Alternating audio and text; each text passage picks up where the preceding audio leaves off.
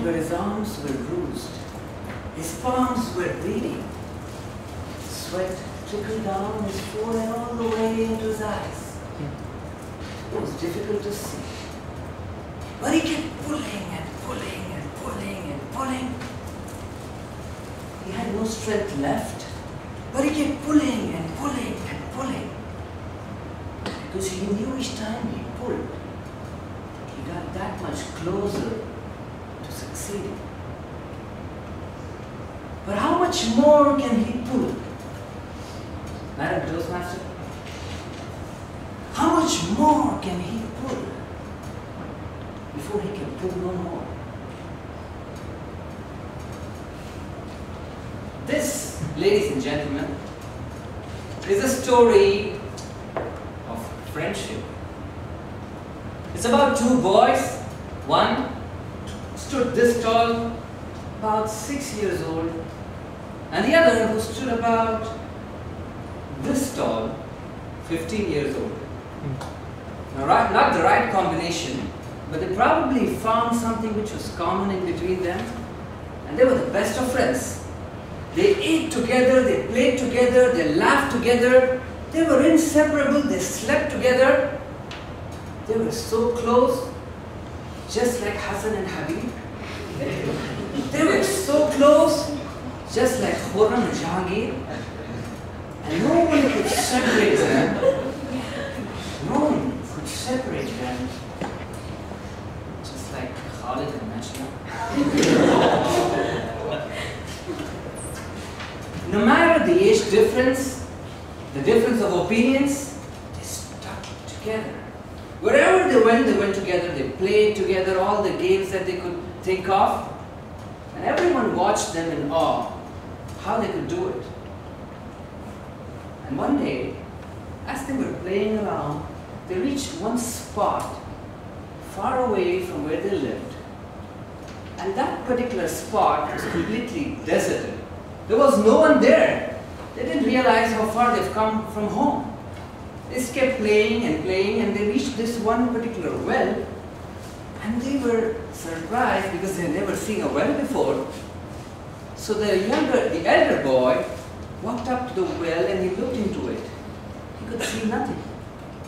So he decided to lean in some more, and just when he thought he saw something, I know you've guessed it, he fell over into the well.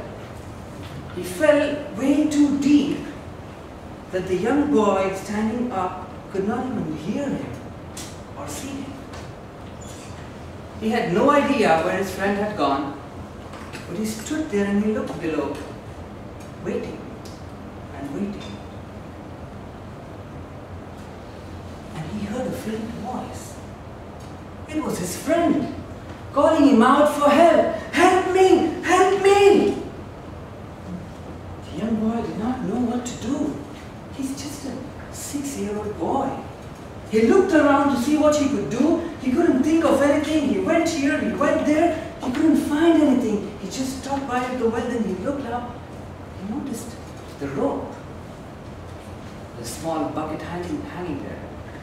He quickly pulled the rope out. He took the bucket, he threw it back into the well. And he slowly let it go in until there was no more rope left. He called out to his friend, "Hey, can you reach the bucket? Hey, can you reach the bucket?" Yeah, I see it. He found the bucket and he clinged onto it with all the weight, and all of a sudden, the rope was so tight and he could not pull onto it. But he knew that down there was his best buddy waiting for him to pull him up. He pulled him up slowly and slowly and slowly until his palms were bruised and bleeding, until the sweat was trickling down his forehead into his eyes. He kept pulling and pulling and pulling until he lost his strength. But he did not leave.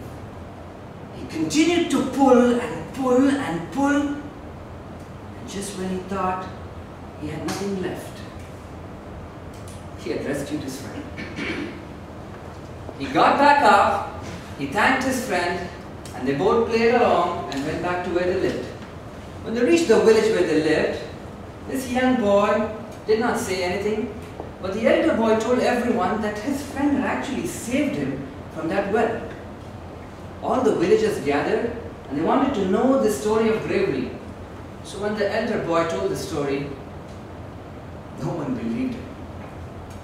No one believed that this 6-year-old boy had the strength to pull out a 15-year-old boy. No one believed him. And as everyone mocked and laughed at him and went around doing their own work, one person in the crowd, an elderly gentleman, a wise man, stood up and he said, "I believe him." People walking by stopped. And they said, "This man can't be wrong. He's a wise man." So they went up to him and they said to him, "Why do you believe him?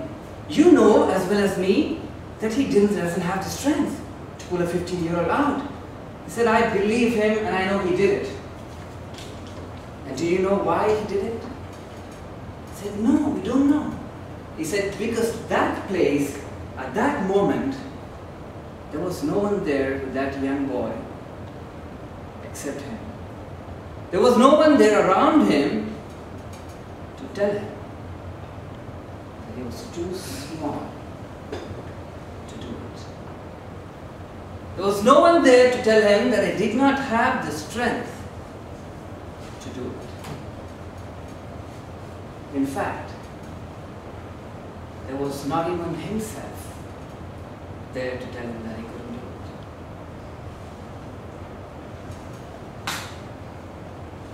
Ladies and gentlemen, those voices you keep hearing that tell you you can't do it, you don't have it in you, you're not fit for that, the minute you stop hearing them, it's the minute you know that you can do it.